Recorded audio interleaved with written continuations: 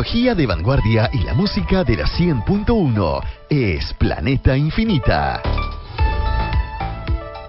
Bueno, Infinia, entramos derechamente en tu terreno, ¿eh? Vamos a hablar de inteligencia artificial, vamos a hablar también de modelos de lenguaje. ¿Qué es todo esto?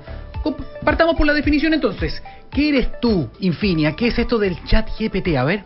Podría describir a ChatGPT como un modelo de lenguaje basado en inteligencia artificial, capaz de generar respuestas coherentes y brindar información a partir de los textos de entrada que recibe. Perfecto, ahora te pregunto al tiro, ¿es una amenaza para el ser humano, Infinia? Aunque no posee experiencias, emociones o creencias propias, está diseñado para ayudar a los usuarios con sus consultas y proporcionar asistencia en diversas tareas. Bueno, viene un poco de cerca la respuesta, ¿eh? Vamos a creerte por el momento. Dicho todo esto, tenemos con nosotros a un invitado humano que nos va a explicar un poquito también de qué estamos hablando, ¿eh? En todas partes se está hablando de ChatGPT, de la inteligencia artificial, de los modelos de lenguaje, de la revolución, del impacto. Bueno, queremos aterrizar esto y explicarlo con peras y manzanas. Por eso tenemos acá en estudio a Álvaro Soto, director del Centro Nacional de Inteligencia Artificial y además docente de la Pontificia Universidad Católica. Álvaro, bienvenido acá a Planeta Infinita. Hola, Daniel. Muchas gracias por la invitación. Gracias por estar acá de nuevo. Álvaro, me imagino que este es un tema que has hablado más que nunca en estos últimos años, o estos últimos meses podríamos decir. ¿Estamos realmente entrando en una revolución, en el comienzo de una revolución gracias a herramientas como, por ejemplo, ChatGPT de acceso público y mundial? Bueno, como tú dices, claramente en el último tiempo ha habido un boom, ¿ya? Y en este caso ese boom tiene bastante fundamento, ¿no? Las tecnologías han dado unos pasos gigantescos y es cosa que cada uno interactúe con herramientas como ChatGPT para darse cuenta de que el tipo de tarea cognitiva que están haciendo tiene oportunidades de poder generar esta revolución que tú mencionas. Ahora, esto va más allá, me imagino, de un potente trabajo de marketing. ¿Por qué crees tú que ChatGPT y otros modelos se volvieron tan famosos y por qué generó tanto ruido a nivel mundial? Básicamente por las capacidades que está mostrando, ¿no? Yo creo que el ChatGPT es como una segunda gran tecnología con respecto a lo que ha sido la inteligencia artificial en los últimos, digamos, 10, 15 años. El boom de la inteligencia artificial yo creo que tiene una primera semilla ahí el 2012 con esto que se llama aprendizaje profundo. Que permitió de que las máquinas pudieran procesar cierto tipo de información que les costaba mucho. ¿Ya? Yo en las clases siempre le explico un poco, le muestro a los alumnos de que los computadores en general tienen habilidades tremendas. Tú desde hace mucho tiempo puedes, por ejemplo, no sé, preguntarle acá en la radio, oye, dime tal cosa o tal cosa, y te va a entregar la información. Y sobre todo cuando esa información está estructurada, está en una base de datos. Supongo que yo le puedo preguntar quién de mis alumnos tuvo la mejor nota y si lo hago correctamente en SQL me va a responder el motor de base de datos.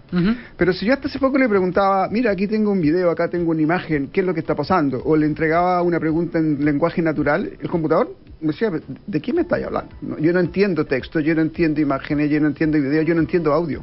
¿Ya? Y si tú piensas, mucha de la información que se produce hoy en día, imagínate en Internet, son videos, son audios, son textos. Entonces, había un gran potencial de información que los computadores y las técnicas no podían hacer mucho. ¿Ya? Y ahí parte esta semilla del 2012 con una tecnología que se llama aprendizaje profundo que empieza a decir, oye, pregúntame la imagen y yo te hago. Y lo que sucede ahora en los últimos años, un poco el año pasado con ChatGPT, es que las capacidades cognitivas para hacer ese procesamiento se ven muy potenciadas con estas últimas técnicas que podemos comentar si quieres. Exacto, y ahí es donde entran a jugar estos grandes modelos de lenguaje. Para que las personas puedan entender entonces, ¿qué es esto de los grandes o large modelos de lenguaje y por qué ha permitido que podamos tener estas conversaciones con sentido incluso a veces con esta tecnología? Sí, mira, los modelos de lenguaje GPT está basado en lenguaje porque se entrenó con texto. Millones, ¿no? No millones, miles de millones. Son realmente mucho texto. Para serte preciso, la cifra es conocida. En el caso de ChatGPT, la versión que fue inaugurar, la versión 3 y 3.5, el número de palabras o de tokens se usan es alrededor de 300.000 millones. 300.000, perfecto.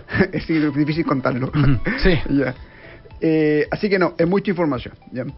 Pero como te decía, lo clave detrás realmente es el hecho de ¿Qué pasa cuando estas nuevas técnicas de inteligencia artificial tú la alimentas con muchos miles de millones de datos? Y pueden ser texto, donde la forma hoy día que más ha tenido buen resultado es hacer estos modelos de lenguaje, pero también puede ser imágenes, puede ser audio, puede ser video, ¿ya? Y todo esto hoy día se conoce en el ámbito técnico como modelos fundacionales, ¿ya? ¿Por qué fundacionales? Porque a partir de ese entrenamiento tú puedes después hacer muchas tareas, como por ejemplo ponerle una radio para que te ayude a ti en el programa, ¿no?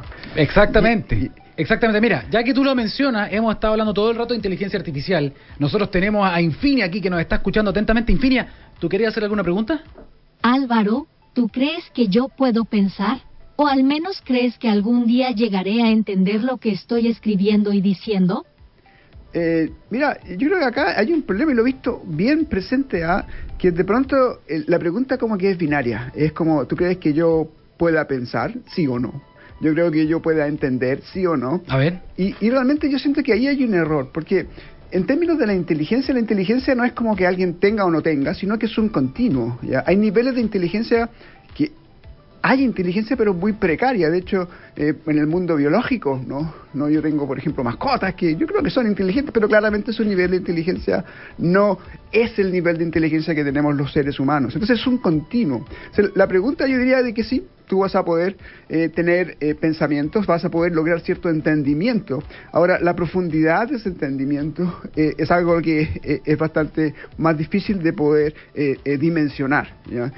Por ejemplo, esta primera revolución de la inteligencia artificial sí tenía un grado de inteligencia que fue el que permitió que entendieran estas imágenes, este texto. Y ese nivel de inteligencia es lo que se llama una memoria asociativa, ¿ya? Que los humanos lo usamos bastante. Imagínate cuando yo, no sé, imagínate que acá estuviera caliente acá encima de la mesa y yo pongo mi mano, ¿ya? Ahí hay una reacción mía en el sentido de que ese estímulo, ¿ya?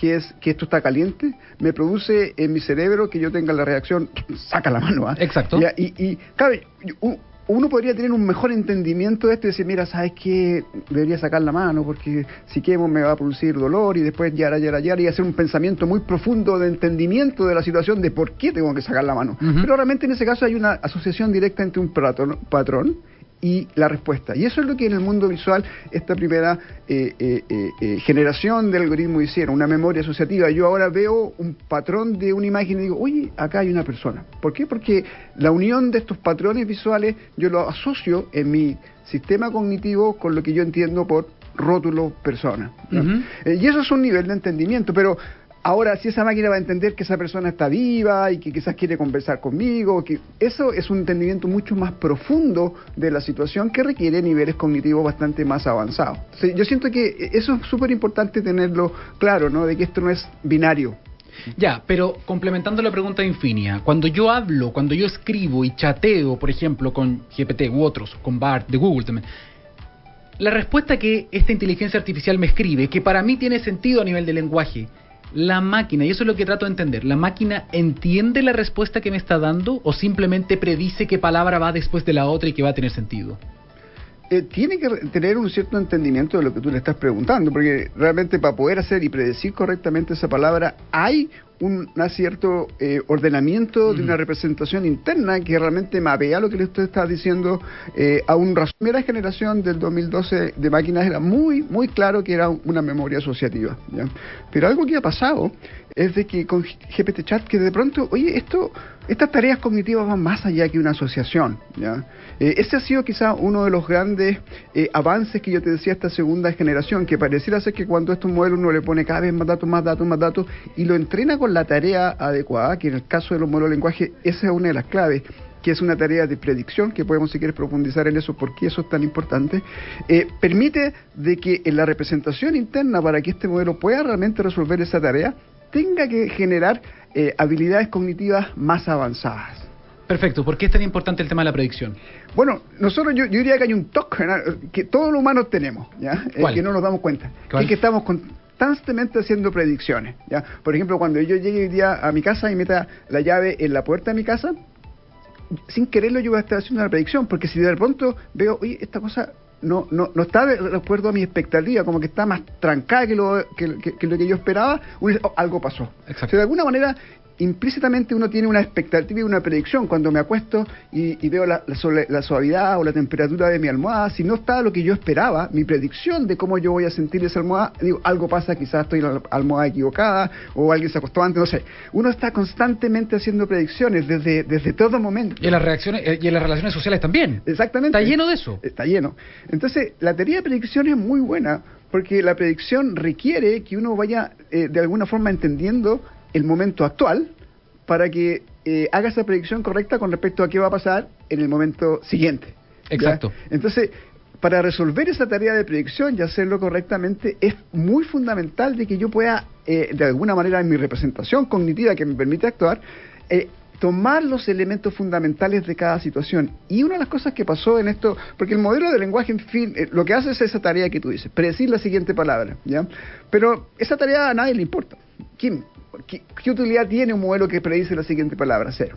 Pero lo importante es que al resolver esa problemática de predecir la siguiente palabra en unas fuentes de datos que son de 300.000 millones, la representación interna, el entendimiento que tiene que lograr del lenguaje para resolverla correctamente es lo fundamental. Porque con eso ahora puedo resolver muchas otras tareas. Y nosotros los humanos somos parecidos en ese sentido. Álvaro, muchos especialistas o charlatanes, podríamos decir también, sobre todo en Internet, están hablando de que este es un punto sin retorno, cuidado, imágenes de Terminator, futuros distópicos, hay que detener esto es peor que el cambio climático.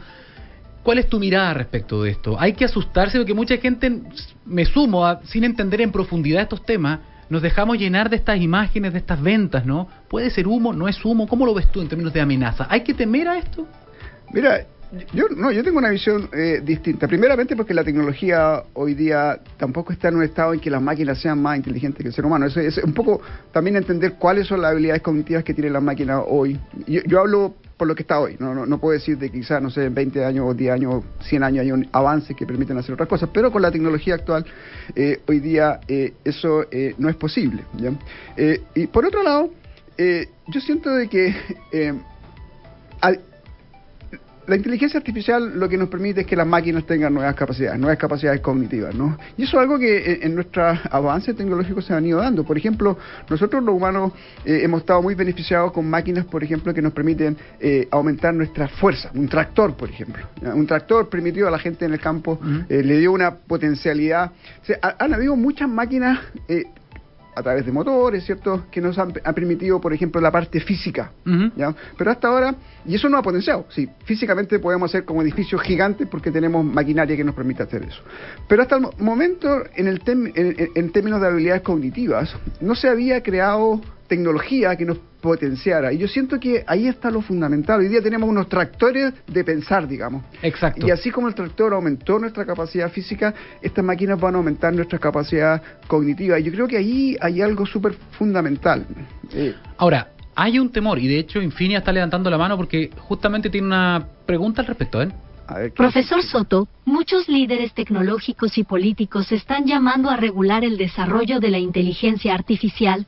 ¿Usted está de acuerdo con esto y por qué se debería escuchar estos llamados?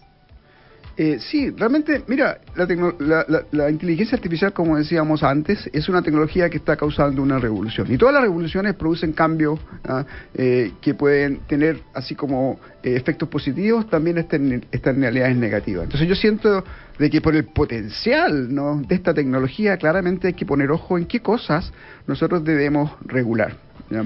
El tema ahora es de que regular por regular probablemente no tiene ni un sentido, ¿no? Hay que entender bien cuál es el potencial de la tecnología, hay que entender bien cuáles son esos efectos negativos, cuáles son los que hoy día ya están quizás protegidos por la regulación actual y cuáles son los nuevos, ¿no? A mí me gusta mucho el ejemplo de lo que pasó, por ejemplo, con la tecnología de la información y la Internet, ¿no? En las redes sociales, yo creo que todos estamos conscientes que hay cosas que deberían haberse regulado y no se hicieron. Ajá. ¿Ya? Y como que llegamos tarde y en algunos casos ni siquiera llegamos, ¿ya? Entonces yo creo que hay que aprender un poco de eso y ver también algunos de los mismos problemas que tiene las redes sociales se van a ver potenciados hoy día, la privacidad, ciertas noticias falsas con la inteligencia artificial. Entonces, de alguna manera hay que tener eso en pauta y ver cuáles son realmente las cosas que sea necesario regular y de todas maneras actuar sobre eso. Perfecto. Junto con Infinia, entonces, profesor Álvaro Soto, presidente del Centro Nacional de Inteligencia Artificial, profesor de la Universidad Católica, gracias por hablar de este tema con nosotros hoy día en Planeta Infinita. No, muchas gracias a ustedes por la invitación, que estén muy bien.